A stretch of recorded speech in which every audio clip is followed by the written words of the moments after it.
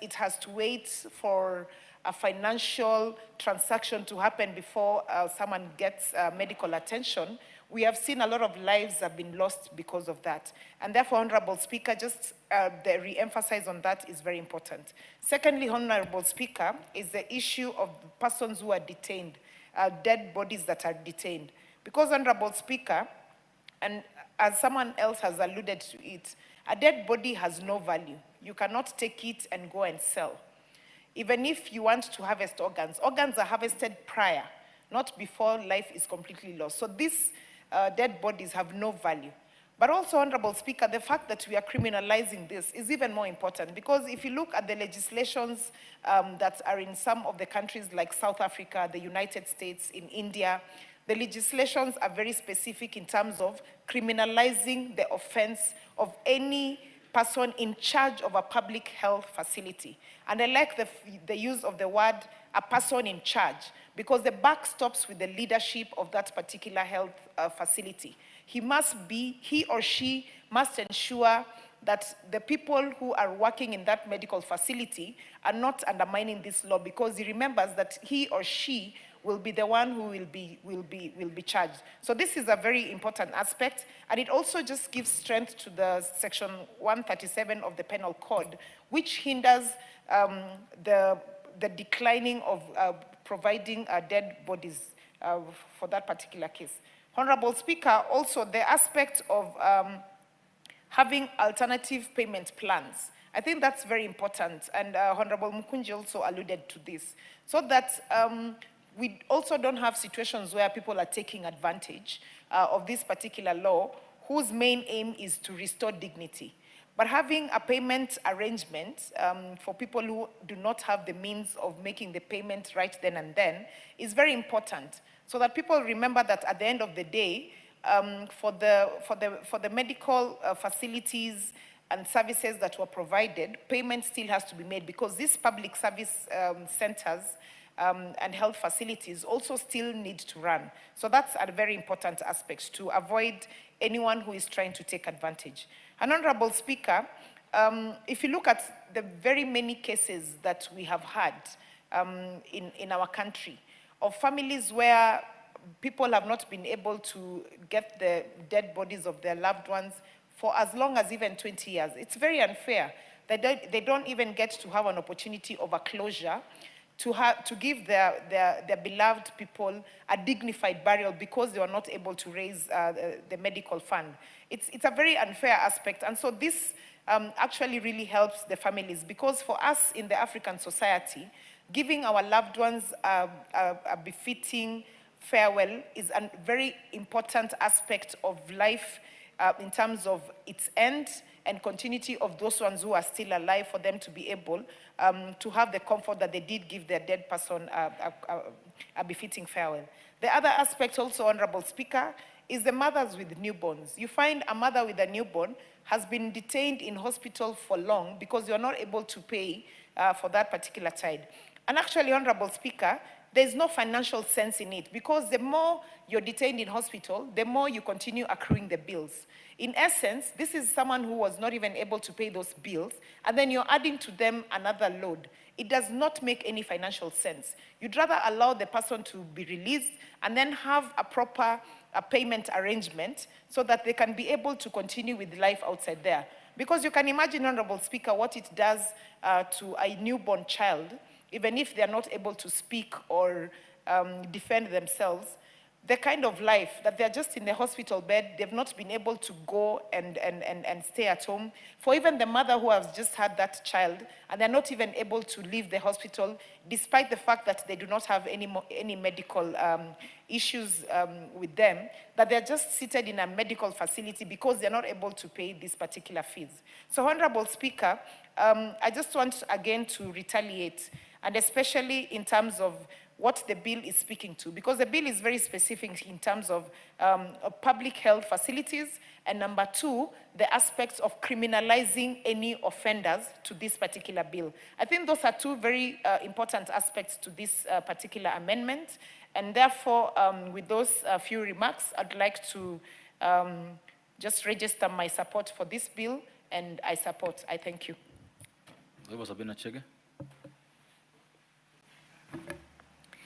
Thank you, Honorable Speaker. And Honorable Speaker, before I contribute, I want to congratulate my sister, Njeri, famously known as Gasheri Gaito, the Women Rep Kirinyaga County, for a well-thought amendment of this health. What does that mean? Gasheri Gaito is our Njeri, our small Njeri. Yes, so it's so it is to show that the Kirinyaga people and even the people who speak this language that I also speak like and admire her. We admire her leadership. She's courageous despite having a small body, but she's very, very courageous and at the same time are very smart. Among the smartest women reps we have in our region and in Kenya. So congratulations, Honorable Njeri, for thinking about how we can be able to sort issues. And I always say, in this house, Mr. Speaker, we have solutions. Sometimes we look for solutions outside. Sometimes we'll go and complain to the people on what the government is not doing or what they ought to do. But we have a solution here. And I'm happy that this is, as she moved the motion, she said, it doesn't belong to any political divide. It belongs to every Kenyan. And Honorable Speaker, especially the members of this house, almost every day, every weekend, you get calls from the constituents asking for help. Mr. Speaker, I think I've written endless letters to hospitals, trying to beg CEOs, hospitals management to release dead bodies. Mr. Speaker, it is unfortunate that even having a constitution that is very clear on the right to life on Article 26, the human dignity on Article 28, the right to health on Article 43, and also emergency medical treatment, and even having the landmark ruling from High Court, the commercialization of health in Kenya is real. Honorable Speaker, last year I moved a motion that I had proposed that we, as the civil servants and also government officials, attend and to public health facilities so that, Mr. Speaker, as we are there, we'll also interact with our constituents. We will see a person who is coming in and being turned away. We will also give back the money that we receive from the exchequer through funding our insurances. And there's not a small amount of money going back to the public facilities. Because the challenge we have today is that we have more private facilities than public facilities. These private facilities are funded by the money from Kenyan citizens, whereas we have public facilities funded by the exchequer, but we will find that the services given there, we have a long way to go. Whereas we know, Mr. Speaker, a facility like Kenyatta National Hospital has the best doctors. They have even performed best surgeries, that have not been done in any other facility in Kenya. But you still find, Mr. Speaker, that you'll find there are not enough doctors. Patients going there, they will take a very long time to be taken care of. Emergency section, Mr. Speaker, we find that Kenyans are still taken back. Mr. Speaker, what do we talk, when we say about emergency, what do we mean? It is not something that was not planned. Maybe a fire, there was a fire and cases of fire. Maybe there was an accident, Mr. Speaker. When such a person rushes, the person is taken to the nearest health facility. So to go and ask such a person, give me 200,000, 100,000, where will they get it from? Honorable Njeri, when she was moving, she mentioned about my friend, the late Betty Bayo. Well, she went to a facility and they have to wait from 3 a.m. to 6 a.m. for people to wake up so that they can be able to give the money for deposit for her to be admitted. And she was bleeding. It is sad we lost Betty Bayo, a very famous musician. But this is only one of the cases that were highlighted. Many people lose their lives when they are turned away. And I think it is important that any health facility, even before we pass this bill, that when somebody comes in an emergency case, First, save a life. Then you can refer them to another facility if you see they don't have money. But you cannot just turn somebody away. That is even, somebody who is not even human, Mr. Speaker. And so we need to turn the eye from the health sector, from commercialization, to health that saves life and taking care of human beings. Mr. Speaker, when I was looking at the numbers of the body that were detained, I saw in 2024 Kenyatta National Hospital, there were 246 bodies of infants. I put myself in the shoes of a mother who walks in, waiting to go home with a baby. And maybe this baby passes on, or a small baby gets sick, you go to hospital and the baby passes on. Already the mother has the loss of that infant. And then you dare hold such a body because you want money from that mother. How inhuman can anybody be, Mr. Speaker? As we have said, a dead body has no value. Most of these families, and I know my colleagues have said there are other ways of finding out whether the family can be able to afford, or even giving, dates and times on when they can be able to come and pay. So the first problem, somebody came in or brought a relative, and then the person passes on. So it's already painful, the family is going through a loss. Very few Kenyans, even religiously, there's some religion that they want to bury their kin immediately. But if they are not able to get that body out, it will not just because they want to run away from paying. It can't be, Mr. Speaker. It is because they do not have. A hospital and a facility like the Moi Teaching Referral Hospital has a very clear, and I want just to say, when I was the chair of health, we visited these facilities. The Moi Teaching and Referral Hospital has a very good social support. And so the social worker, by the time you walk in the hospital, by the time you even get admission, the social worker is able to tell that family at the end of the day they'll manage to pay or they'll not manage to pay. Here we are talking about dead bodies being detained. But Mr. Speaker, even people who get well, a mother delivers, then you are detained in a hospital, you have to share a bed, or you have to sleep on the floor because that hospital wants you to pay. No one would want to stay in a hospital even after one day when you are discharged, Mr. Speaker.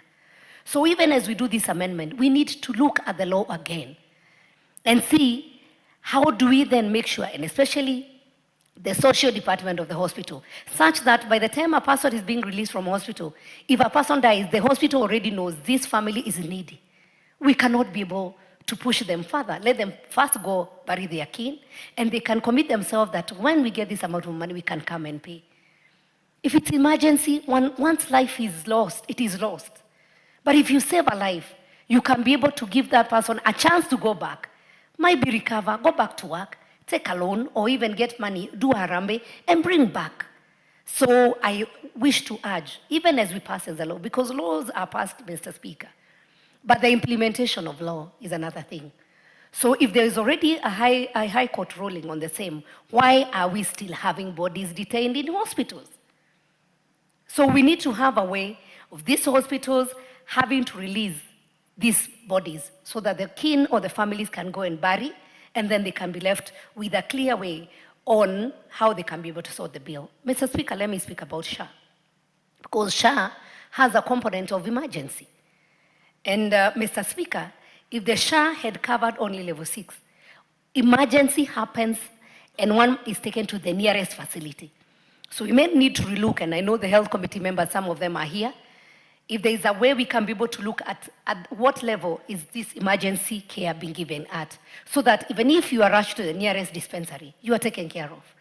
If it's a level 1, level 2, level 3, because emergency is for somebody to be taken care of. Mr. Speaker, and I want just addition of 1 more minute, I want to say something about also emergency handling, because that is something that we also need to look as a nation.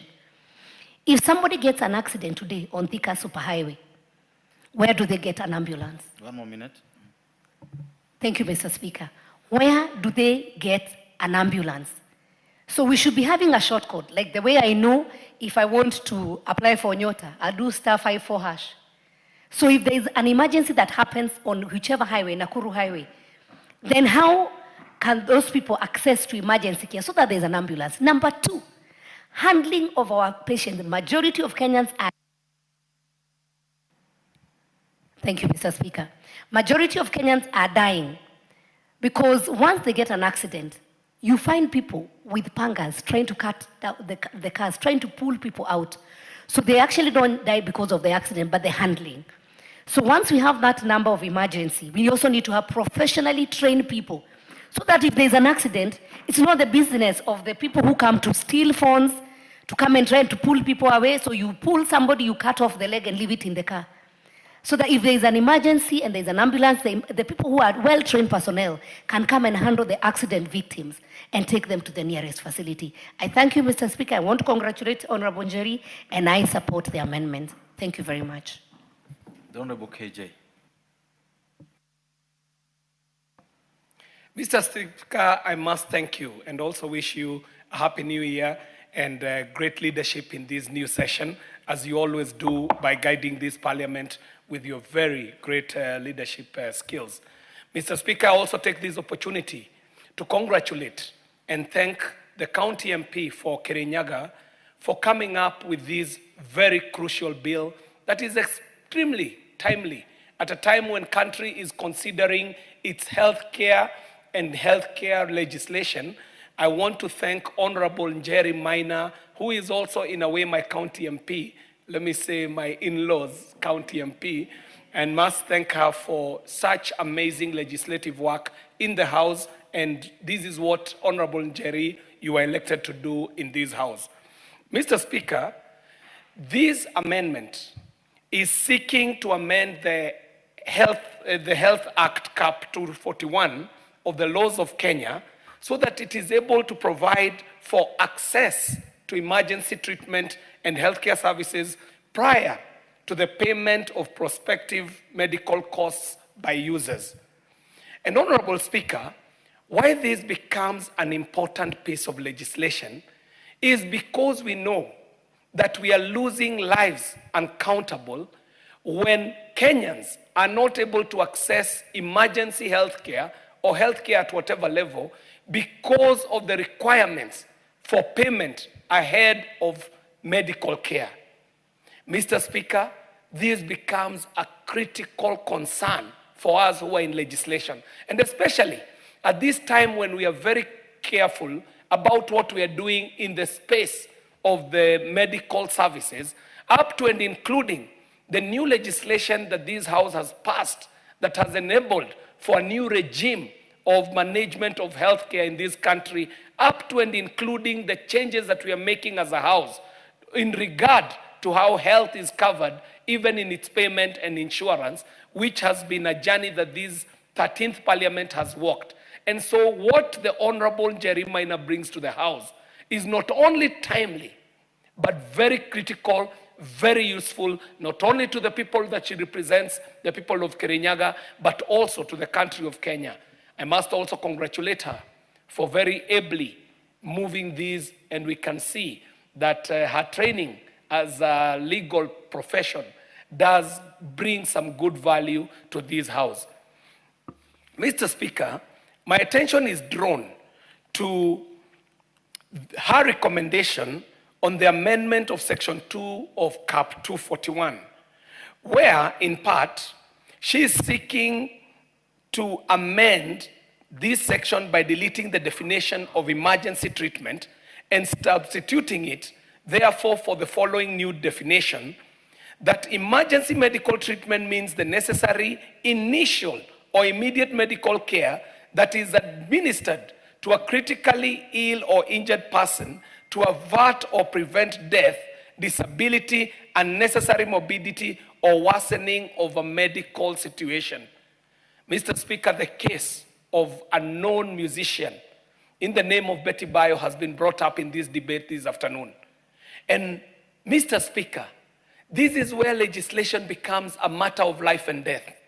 That if these amendments that Honorable Njeri Maina is pushing today, chances are that we probably would be having this great and celebrated daughter of Kenya still alive if we had been able to have passed these ahead of the tragedy that occasioned the death of this amazing daughter of our country. Mr. Speaker, I want to support fully the proposal that Honorable Njeri Maina is making in this amendment of Section 2 of our Health Act. Mr. Speaker, there is also a perennial problem with our healthcare system in Kenya, where Kenyans are occasioned to a situation of double jeopardy, where a family has lost a loved one, and in addition to the loss of a loved one, they now have to again contend with bargaining and dealing with medical care providers so that they may be able to get the body of a lost loved one, for them to be able to inter the body or conduct the final rites. And Mr. Speaker, in these amendments that the Honorable Njeri Maina is proposing, I do see that she is proposing for us to make it an offense for public health care facilities to detain the body of a deceased person as a means of enforcing settlement of outstanding medical bills. Mr. Speaker, if this was the only amendment that she was proposing, I would have supported the bill totally. But I want to say that even the additional amendments that